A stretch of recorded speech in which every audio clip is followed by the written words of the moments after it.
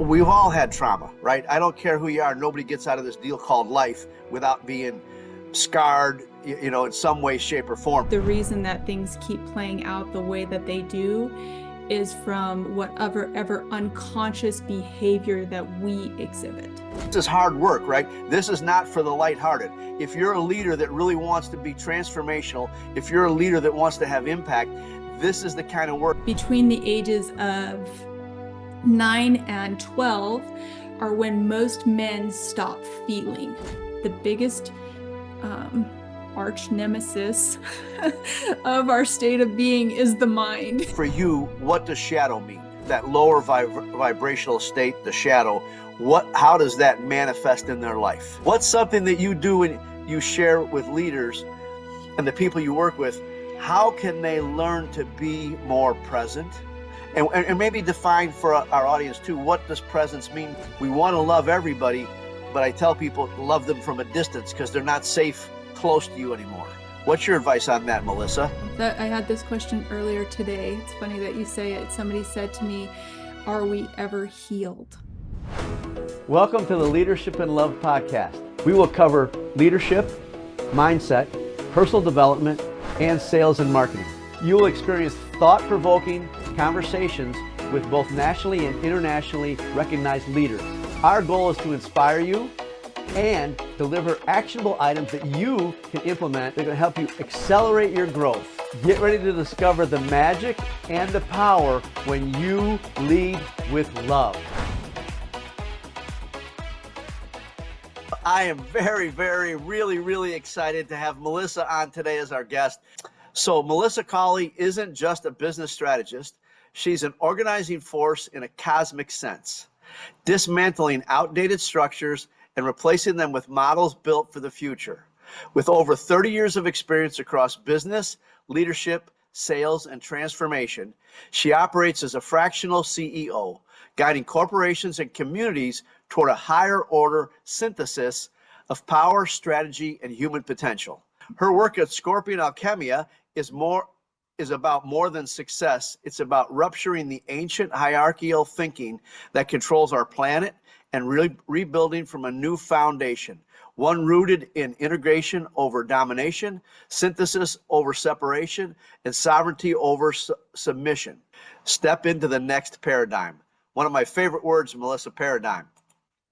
Excellent. So welcome to the show. I'd like you to start with just telling our audience a little bit about yourself and kind of your journey of where you started and how you transformed and came into where you are today. It's amazing to me that you've got 30 years of experience because you look like you're in your 20s. Oh, yeah, you're very kind. Thank you, Louie. Yeah, so how did I start? Where to start? These are always questions that I always wonder where to go. I guess the way that Melissa was formed, I'll speak of myself in the third person, is starting from a very young age, experienced major traumatic experiences. So at the age of 6 months old was my first traumatic experience. And from there, it basically was almost a spiral of trauma, which most human beings experience to some extent for a very long portion of time. So the reason that it repeated was because of patterns. So how I came to be is I have 25 plus years, 30 years of sales experience in different arenas. So I'm a wildlife biologist by education. And so actually permitted oil and gas wells for a long time, from surveying and engineering experience to real estate to business coaching to MLM to I was a pharmacy tech at one point. I've almost done everything, I would say. But the one thing that resonates throughout all of those years is I always made my own way. So that was one thing. I started working at a very young age. I was the oldest of 4 children and grew up in a small town called Ely, Nevada, and Elko, Nevada. And it was just one of those things. My parents both worked, and I took care of my brothers and sisters. So that, at a very young age, really started the responsibility portion of things for me. So I wasn't necessarily responsible for the patterns of behavior that played out in my life until a few years ago. But in that awareness, what happened was I really developed a keen instinct in how to communicate with people. So how to get to the bottom of what their problems were, what their issues were, what they have going on. So I have a deep, deep empathic ability, if that's what we want to call it, to connect with people. And I guess I'll pause there because there is a lot there that I could go into, but we'll see where the conversation goes. Well, so first off, thank you for your transparency and being so brave. I think it's fascinating because I went through my share of trauma too, both through my childhood for about 10, 11 years of child abuse on every level, right? Sexual, emotional, physical, mental. And then if that wasn't enough for me, I decided to join the Marines and spent 20 years in the Marines. And so I just, piled it on top of piling it on. But one of the things I think you touched on is very powerful is we've all had trauma, right? I don't care who you are. Nobody gets out of this deal called life without being scarred, in some way, shape, or form. And one of the things I came to realize is that if you had this ideal childhood and at like the age of 12 or 13, Fluffy, your cat dies, who am I to say that that's more traumatic than what I went through, right? We can't, it's not a game. It's not a scale. You don't weigh it. You don't measure it. Trauma is trauma, and it affects people the way it affects them. And so I'd really like you to talk about, as a leader and somebody that's led it, and it's fascinating because I was in charge of my brothers too when I was little. And but it's fascinating to me as a leader, what do you share with your clients and the people that you work with on how to use that empathy but not be taken advantage of? Yeah, how to use that empathy. Well, what I do first is help them understand why things happened the way they did. So we really do a deep dive into understanding that everything had to happen, like you said, the way that it did, but more so how they came to be right here, right now. So we deep dive into what I call the shadow states, Jungian archetypes, and we do a deep dive into their psyche to help them understand the patterns of behavior that they have activated during certain times to help them understand the events and the patterns and then the cycles that play out in their life. So So that's really powerful. And so I'd like you to spend some time with this because this is why I was so excited to talk to you, because I think it's really powerful. In my brain, in my world, everybody's a leader, right? So everybody can use what you're sharing today. But I'd really like you to spend some time with. I'm completely in agreement. I think I would not be who I am. You would not be who you are had not everything happened the way it had happened. Everything, right? And so, how do you help your clients, especially when they're leading, one, understand that it just was what it was, and two, let themselves off the hook? I think one of the things that I'm so passionate about is one of my sayings that I love to share with people is you can't give what you don't have, right? I can't love you if I don't love me. I can't be kind to you if I'm not kind to me. So when you work with leaders, how do you get them to understand, one, that it all happened for a reason and forgive yourself, let yourself off the hook, and two, the cycles that they had, these repeating cycles, right? How do they break those?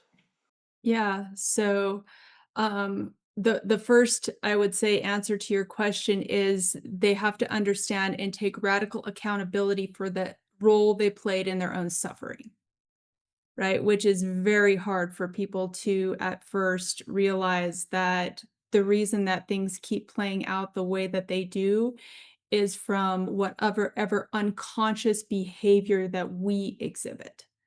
So it is almost a radical reckoning. It's not a telling of sins. It's none of that. It is literally a deep, deep acceptance for everything that they've done, everything that they continue to do, and how to stop those patterns of behavior, right? Let's face it, like the evolution of the human mind is very deeply programmed. As soon as we begin to unravel the deeper programming that exists in the mind from the evolution of the mind, we begin to understand, oh, okay, I can calculate actually the exact time that the pattern of behavior was activated inside of the individual to help them understand like why it happened physically, why it happened emotionally, and where it appears now socially for them. So if we can take radical accountability, only in that awareness can we begin to understand what that is within us that continues to either self-sabotage or destroy relationships or prohibit success or any of those things.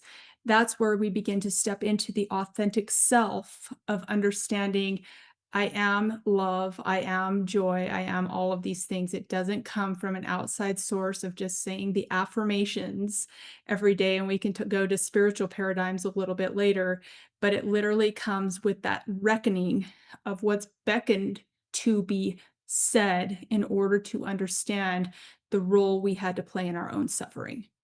So God bless you. So one of the things I want our listeners to catch out of this is what she's talking about is that our subconscious mind is like 90% of what's going on. And often we're not aware. And once we become aware, right, of the things that we're saying, the things that we're doing, the things that we're eating, the way we're behaving, I believe we're like 65% of the way home. Once I'm aware that I'm saying these things or thinking these things or doing these things, I now have the opportunity to choose differently. What do you do with your clients to get into that subconscious mind? And because this is hard work, right? This is not for the lighthearted. If you're a leader that really wants to be transformational, if you're a leader that wants to have impact, this is the kind of work. And I can tell you that Melissa and I could probably each tell you our stories of the work we've done. Some people call it the dark night of the soul. Some people call it the shadow work. But this is the stuff where you got to go dig up your trash, right? And you got to bring it to the light and let it out. How do you help your clients, one, be brave enough to do it, and two, how do you teach them or share with them how they do that? Yeah, so it becomes almost a history of what has happened throughout their life, right? So if I can help them create that timeline of even their earliest traumatic experience and then also their earliest memory of what was good with their mother or their father or their siblings, right? Say that it was the neighbor that sexually abused them, say that it was whomever. If I can help them understand that that feeling started to arise at, say, 4 years old, then those are typically the physical cycles that play out throughout the rest of their life. So sometimes they're 7-year cycles, sometimes they're 14-year cycles, sometimes they're 18.6-year cycles, sometimes they're 28-year cycles.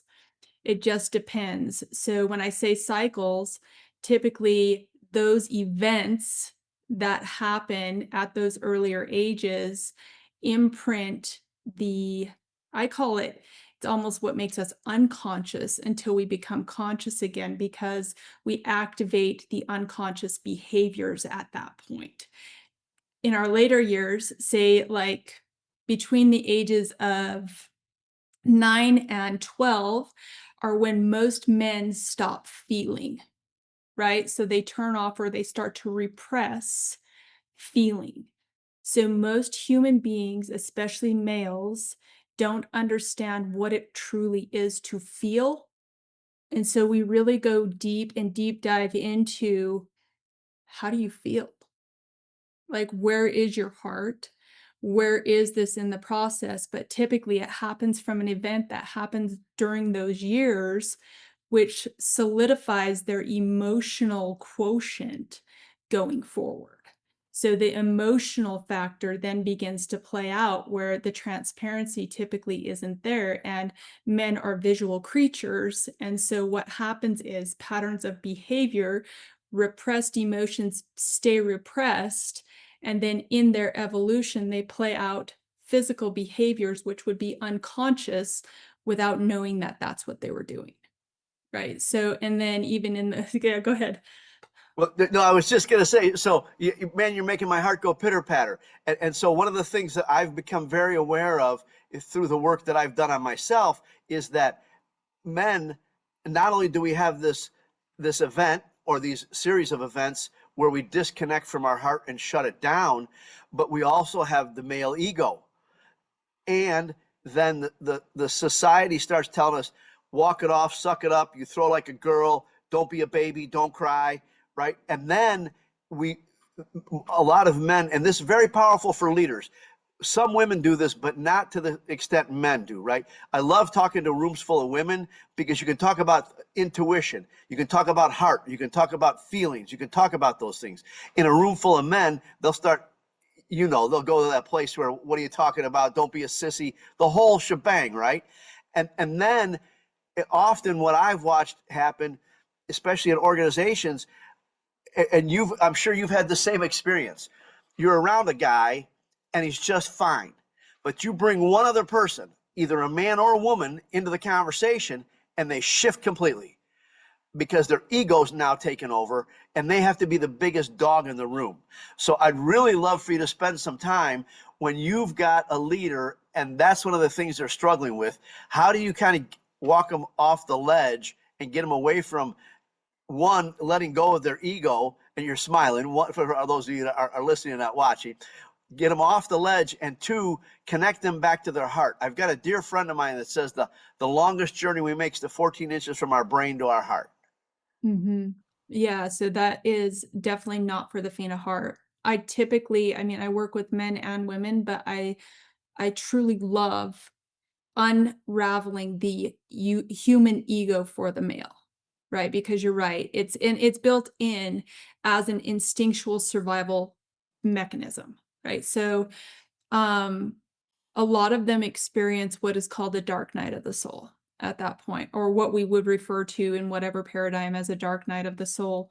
But that process truly it's not breaking them and it's not breaking the psyche, right? So when we talk psyche and we're starting to talk like the deeper aspects of how the human came to be themselves, and we start getting into soul versus whatever else, it truly is when they feel comfortable enough to unload those emotions that society has repressed in them, or how they feel like they have to function.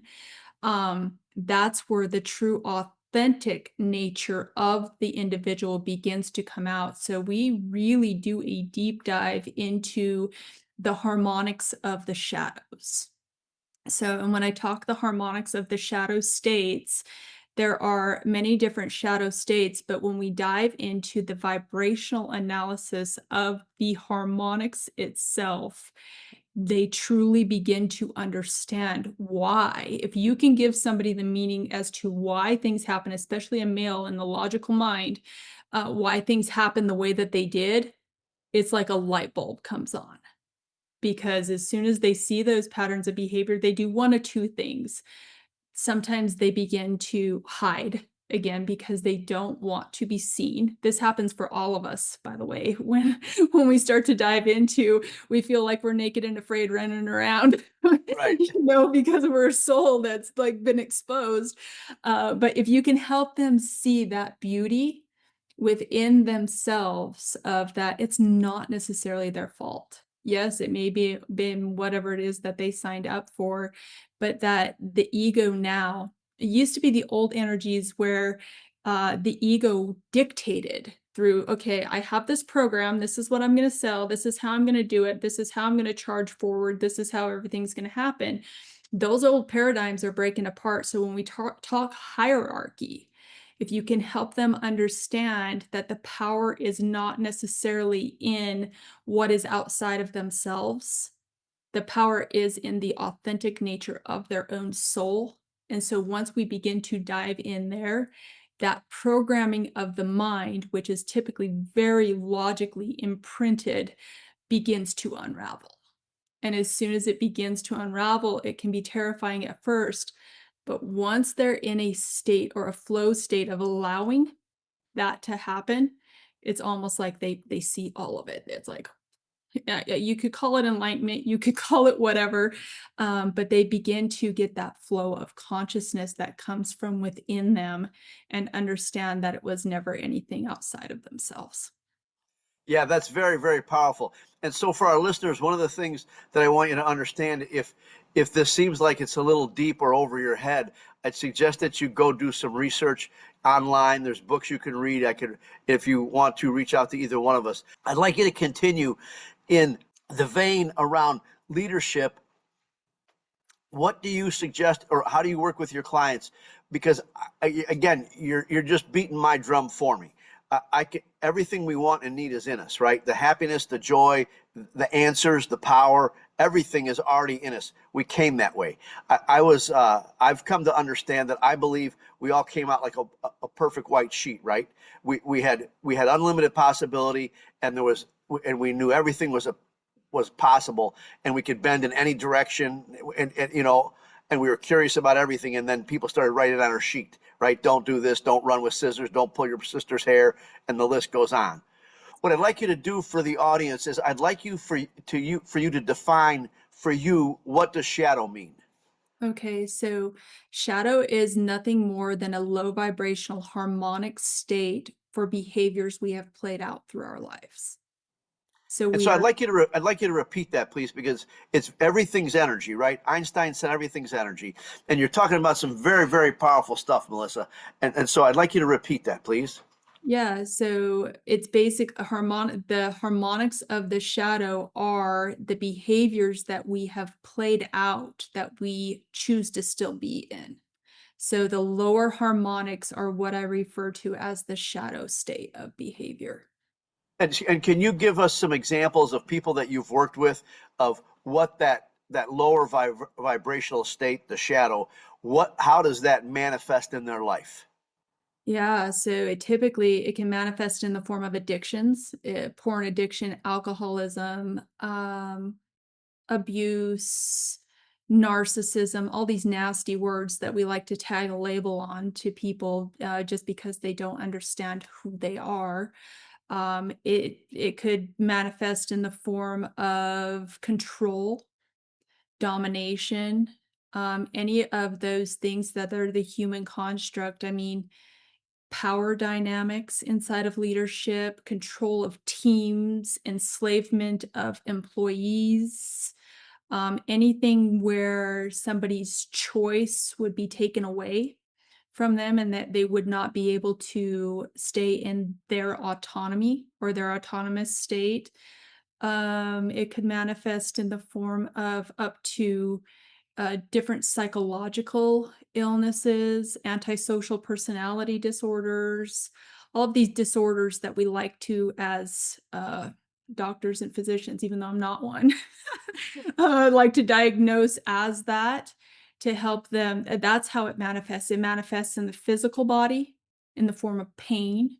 It manifests in the physical body in the form of dysfunction. It manifests in overeating, emotional overeating. It manifests in everything health related. It manifests in relationships, the patterns of behavior inside relationships. It manifests in how we treat animals. It manifests in how we spend it everywhere. It manifests. If you can narrow down the patterns of behavior, you would be amazed at, not you, Luke, but they would be amazed at, or they become amazed as to those different lower harmonic states that they have lived in for such a very long period of time. Yeah, God bless you again. That's powerful, powerful stuff, because I think people, and this is what I want our listeners to hear, is what she just said in no uncertain terms is whatever's not working in your life, it's you. It's not the people in your life. It's not the environment. It's not the government. It's not your job. It's not your boss. It's you. And one of the things that you touched on, and I'd like you to talk about this, but one of the things she touched on earlier was cycles, right? Whether it's a 7-year cycle, a 14-year cycle. And one of the things I realized and learned about, like abuse, for example, it's very cyclical, right? It's one of the reasons why I never had children of my own was because back then I wasn't sure I could break the cycle. And so I wasn't going to risk that with children and not be able to know for sure that I was going to break the cycle. What's something you share with your clients to help them break out of the cycle? Yeah. So it would depend on the individual, but even for women specifically, when they struggle with infertility issues, a lot of infertility issues are caused by exactly what you just mentioned. So if you can help them understand that the ancestral intelligence of that lineage is asking to stop these codon rings or this DNA from being passed on, that they're not actually being punished for infertility. They're being asked to go to a deeper level and understand why it is that they have infertility issues to begin with. So, and that happens in a large arena of abstract beliefs when it comes to religion, and we don't need to go there, but when it comes to the programming of our abstract beliefs, is what I'll Yeah. say. Stop there. Yeah, and it's very fascinating. One of the things she talked about that I'd like to share is we don't realize these negative vibrations, the shadow that we're carrying, what it's doing to us physically, what it's doing to us mentally, in stress, and the wear and tear it's putting on our body. And it's fascinating, and I'd like you to talk about this a little bit, because one of the things, and for me, I don't care what you call it, right? God, Allah, Buddha, source, universe, it doesn't matter. But every culture, every civilization has had some belief in a higher power. They carved, back in the day before they could talk, they were carving pictures on a wall, for crying out loud, in a cave. So it's always been out, right? Seriously, it's always been out there, and people will, ignore it or deny it or whatever. And you get to believe what you want to believe. But one of the things I'd like to share with you is my father was a POW in World War II. And so things are passed down, right? Whether it's genetic, whether it's energetic, it's passed down. And when he was captured and put in a German prison camp, he weighed about 195 pounds. When he was liberated, he weighed about 85 pounds. So he was almost half his weight. But what it did to him was it did a really weird thing to all his toenails, because all his toenails were really weird. They weren't like flat and they weren't clear. They were just weird. Well, I can tell you my little toenails are like all of his toenails were. And my point to that is whatever his body suffered in the malnutrition, it passed it to my body in a generation, and bam, here it was. So I'd like you to talk about that generational, because I don't think we all understand that in our families, in our history, in the race that we're part of, this generational shadow, negative energy, trauma, stress that's passed on. Can you talk about that, please? Yeah, absolutely. It really boils down to understanding our ancestry, which is crazy because those genes, the DNA that is passed down to us, for example, I'm a Slavic Jew, like 85% Slavic Jewish, right? So the patterns of behavior that I had in the way of starvation, in the way of lack, or not thinking I was good enough, or not thinking, literally what we're typically sensing from our soul is, it could be considered past lives, it could be considered whatever, but even more so in our immediate ancestry, those different traits that our people had to live through. They got to live through to evolve themselves as a soul, but then passed on the DNA directly to us. So most of our DNA is, whether we're conscious of it or not, is junk DNA. So the junk DNA, and this is where the patterns of behavior really come from, when we activate the junk DNA, I call it junk DNA because it's what it is. When we activate a pattern of behavior in our junk DNA, then we express it through those genetics, right? So they are directly, and thank you for sharing that story about your father. You literally inherit those genetics. We inherit them and then we express them. So then even if it's not conscious, It's like, why is this happening to me? I never did anything with my toenails. I have no idea why this is happening, but it comes up through our physical being and something to either honor or be aware of, and what was really the emotion behind why that manifested as a physical symptom. So there's always an emotional component as to why it manifests as a physical symptom. So wait, say that again, please. That's priceless. That's a golden nugget. Yeah. So there's always a physical symptom from the emotion that is asking to be felt, I guess is what I could say there. Right, right. And so one of the things she's talking about is the body was built to be at ease. When your body has dis-ease, you can always drill it down to what is the energy, what's the emotion. That's what she's talking about, right? Energy and motion, emotion. And that energy gets stuck, we hang on to it, we push it down, right? And then we carry it around with us for the rest of our flipping lives and wonder why we have chronic pain, why we have heart disease, why we end up with cancer. It's because we've trapped this emotion in our body and it's not meant to stay there. I love where you're coming from. I'd like you to talk about, at this point, one of the things that when you work with your clients, what's one of the things that you do when they've started to make progress and then they fall back and they have another explosion and they yell at somebody or they go off and they've been good for 3 weeks, 4 weeks because they've been working with you and then they kind of fall off the wagon. What's something that you do to help them, one, forgive themselves, and two, get back on the wagon? Yeah, I mean, so that is literally, there is no conversation that's too hard to have. The only conversations Stop. I'm sorry. Say that again. You're spitting out wisdom, young lady. Say that again, please. Yeah, there is no conversation that is too hard to have, right? So the only conversation that kills is the one that we don't have.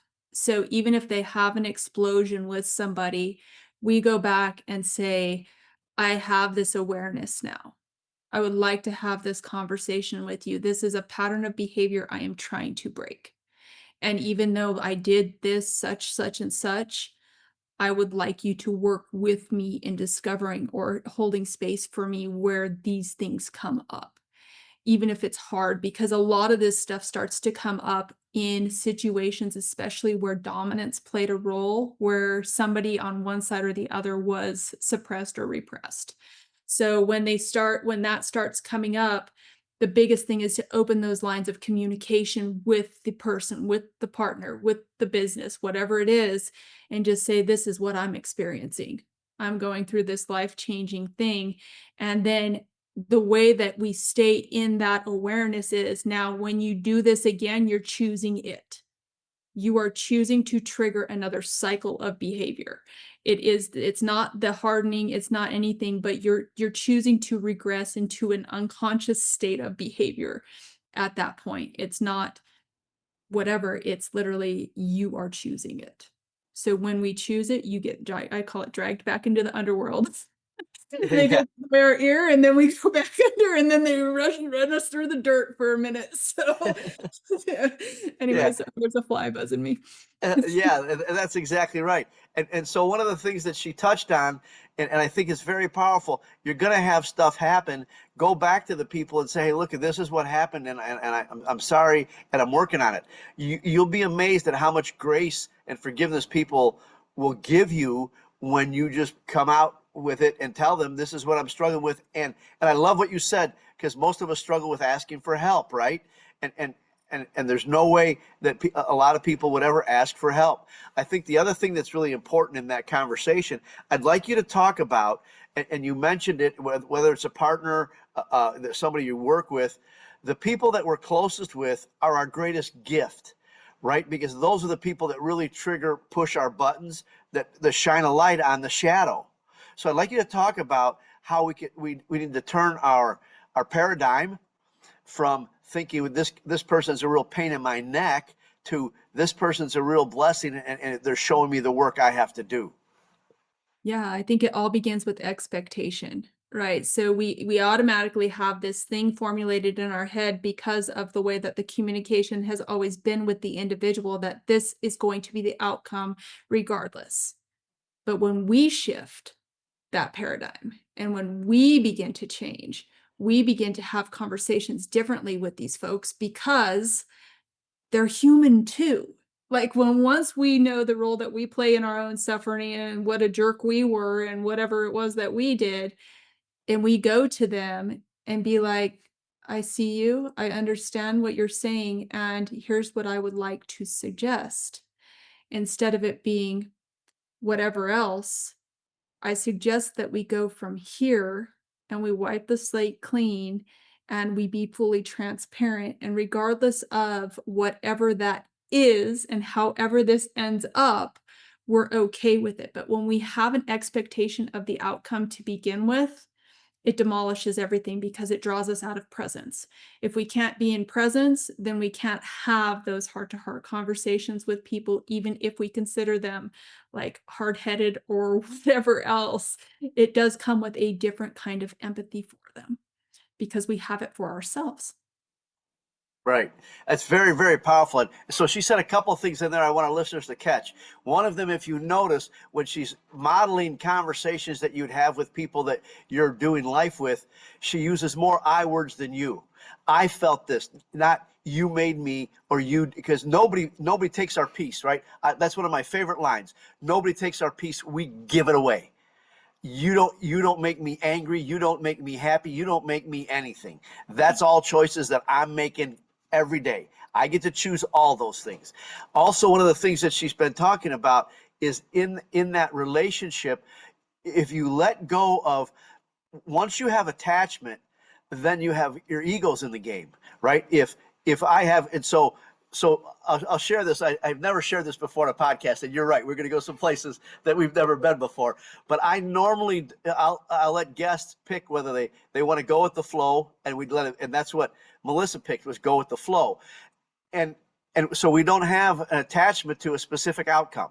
We've both showed up to share with you wisdom to make you a better leader, to make you help you love yourself so you can lead with love, right, Melissa? And so one of the things that you're talking about is when we have attachment, if I had a specific outcome or attachment to what I wanted this to be, then I've eliminated all these other possibilities that could show up, that could manifest, and could be more beautiful, more powerful, more inspiring than it could have ever been possible if I just had this. We're headed to this one thing and that's it, nothing else. Yeah, absolutely. We sell ourselves short because we're not open to what might come in.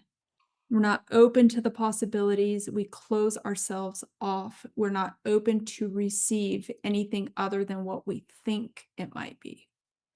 And often that's so narrow-minded, and we're thinking so small, right? Because there's such bigger possibilities.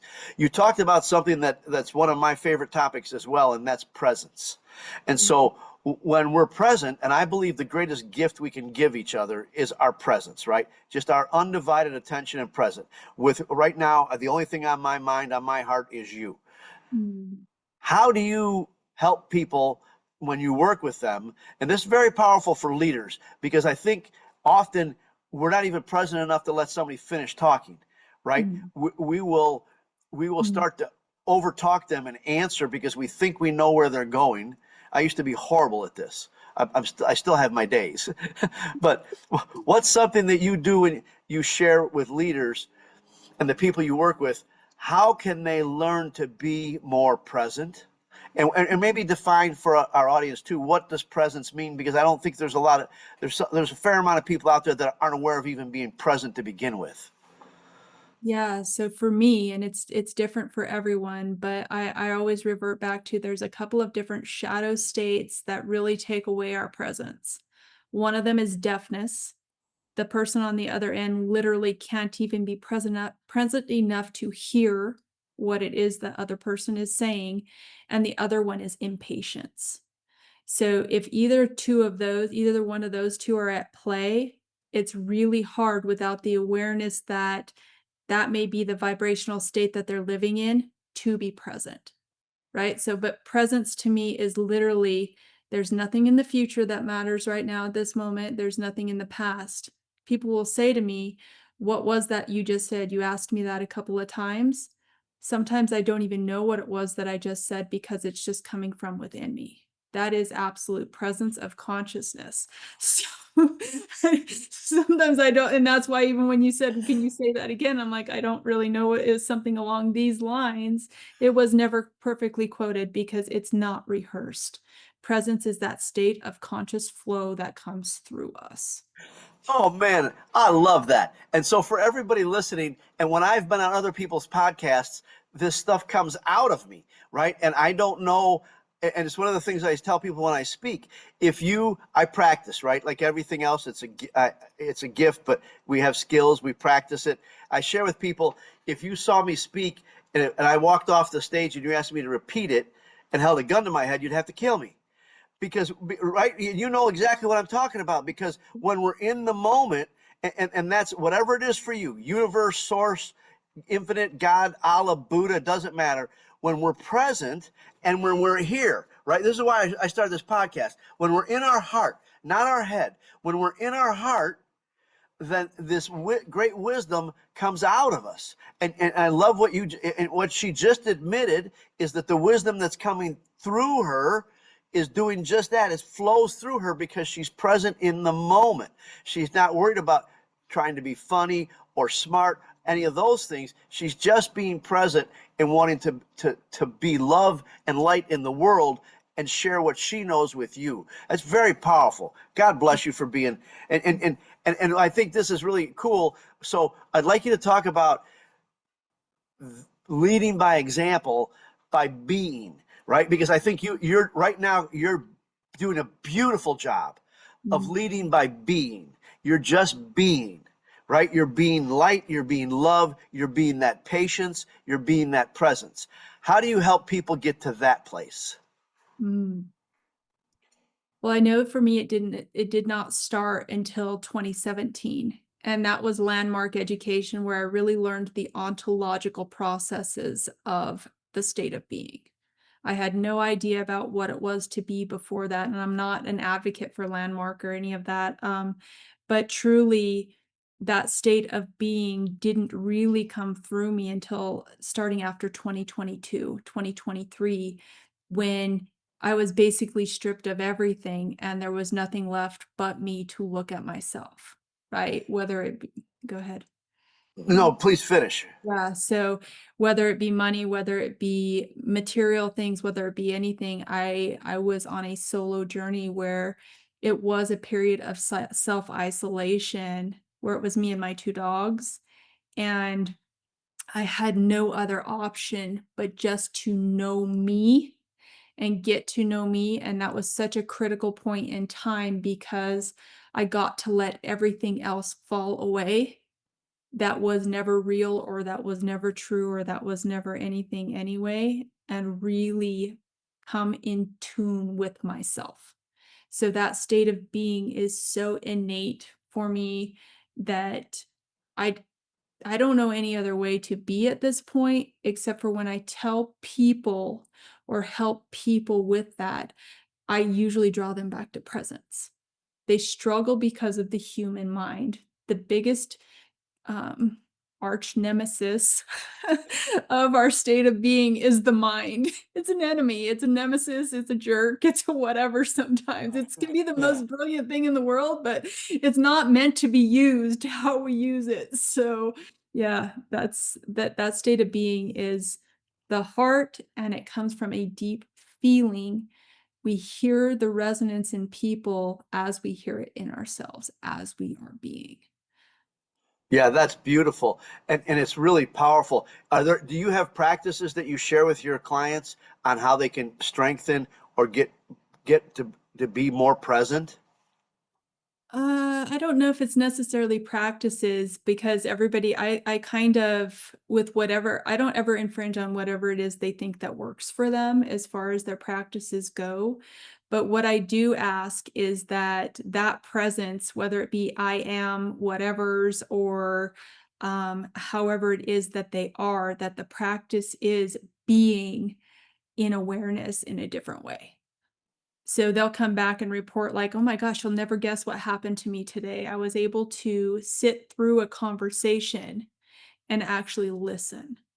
I was able to. So it's always, the practice is always go out and practice. That's Yeah. And one of the things I'd like you to talk about again too a little bit more is, I think one of the I love that you were your analogy of being stripped naked, because I think that's pretty clear, right? In that we are not all the things that we think we are or that we've identified with. Can you talk a little bit more about that for our listeners, please? Yeah, identity is a huge one, right? We like to identify with whatever it is our degree is. We like to identify whether I'm a mother, whether I'm a, a pharmacist, whether I'm a PhD student, whether I'm a dog lover, animal lover, whatever. The more that we submit or take on an identity, the more closed off we become. So, and this is totally counterintuitive. And when I say unconventional, when I explain to you unconventional ways, we are programmed from an early age that, especially in families that are doctors, lawyers, whatever the career path is, we are programmed that way. The more that we say, yes, that is my identity and that's all I identify as, we literally are not open to receive the gifts that we were born to receive in this life. I completely agree with you. And not only that, we can't receive the gifts, but we can't share the gifts we came in with. No, that's Right. we can't, no, because we literally are taking on an identity. So even if we were to say universe, God, whatever, I really need this. Well, you've already said that that's who you are over there. That's what Right. you are over there. So how is the universe going to deliver such things if we're so set in the ways of, it's just who I am, it's just what I do. I'm not open to change. I'm not open to any of that. Like literally that vibration of the resonance of our voice carries for however long. And whether you're like, you don't have to be so hyper focused on it, but the identity is a huge one. That is one thing that we work on in depth with the people that I work with, is how to dissolve that identity, because the identity is the ego. Yeah, I would agree with that. I'd also like you to talk about, and I'd be fascinated to hear your story at some point, and maybe we do another episode. But I'd like you to share when you in 2022, when it kind of all came crashing down, for lack of a better description. What what was your awareness around the things, the clothes, the job, the car, the house, the relationships, whatever that may be? Because that's another thing, not only the identity, right? Because I love your descriptions, right? Mom, doctor, engineer, carpenter, musician, all these titles that we hang on ourselves thinking that that's who we are. What was your awareness or learning when all the physical things weren't there anymore? Yeah, so crazy story. I, in 2017, donated everything I ever owned and walked away from a marriage. And then in 2022, the same thing basically happened. So I've never been tied to physical things, I would say. I was more tied to the identity of how everything looked. So the family, the husband, the ranch, the whatever it was. But when it all came crashing down in 2022, when I let go of everything, and there was quite a bit of animal trauma in there that happened. When I let go of all of that, what really came to me is that we don't own anything. Even if it's material, even if it's animals, even if it's whatever. And the more that we try to hang on to that of which we don't own and we never were supposed to own, we were never supposed to have ownership over, the more Right. we hang on to that, the more that we deprive ourselves of our blessings as well. So to be in a place where I literally had nothing, I had my 2 dogs and a vehicle, and I went through a very dark night of the soul where I almost lost my life. As soon as I let go of all of that, I began to feel like I was an infant again. I began to feel like, what is this all? Why did everything just happen? And then that's when this leg of the journey actually started for me. But it Right. came with an immense amount. Like you said, we can never measure pain. In 2017, that was my first rule that I wrote.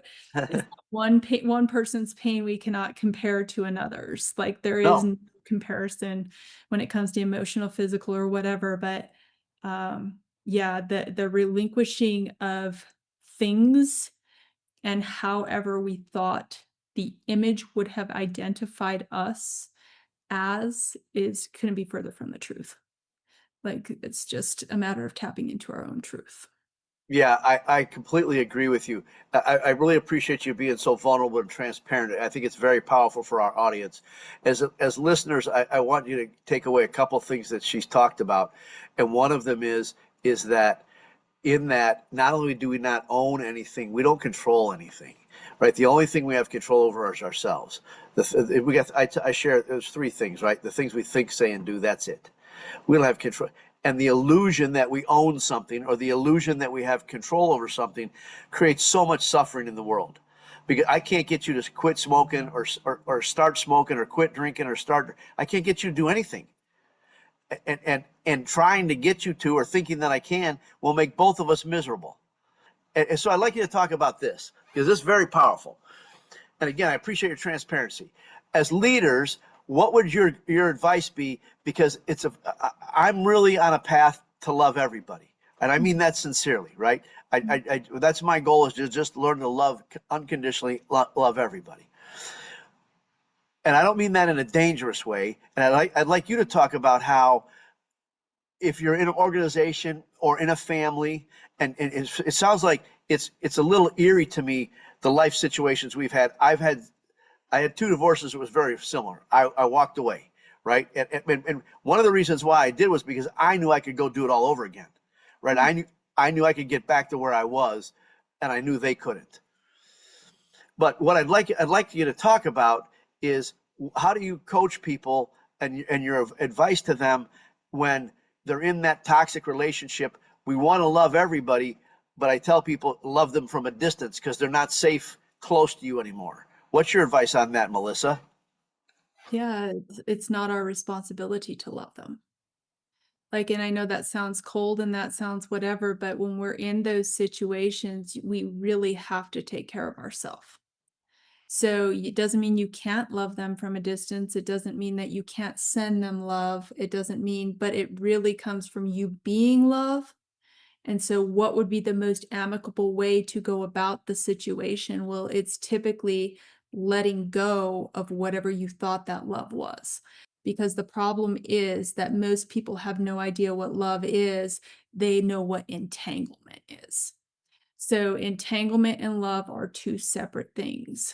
A lot of times, if we want to refer to it as karma, or we want to refer to it as whatever, a lot of times we become entangled in situations where it was never love, because we didn't love ourselves. We are givers, we are servants of Christ, God, whomever else. And so we want to do the right thing. We are givers. In that process, we tend to lose ourselves. So the best thing that they can do is, you can still unconditionally love them, but that entanglement portion of things is so hard to let go of, because it's toxic, because it's a pattern of behavior, because it's all the person knows, right? So yes, love them from a distance, but more so, be the love that you know yourself to be. Most people, when I start working with them, can't even look in the mirror and tell themselves that they love themselves. Yeah, I agree with you. It's one of the things I share with my clients too, is I don't know if you're familiar with the mirror exercise, but that's what you do, right? Stand in front of a mirror and tell yourself you love yourself. I'd like you to talk about something before we close.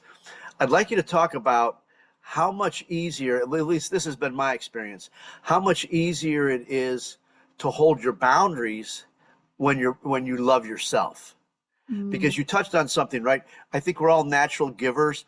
And I think that a lot of us have confused that if I give you if I give you enough, or if I give you everything, that you're going to love me, or you're going to like me, or you're going to whatever that is.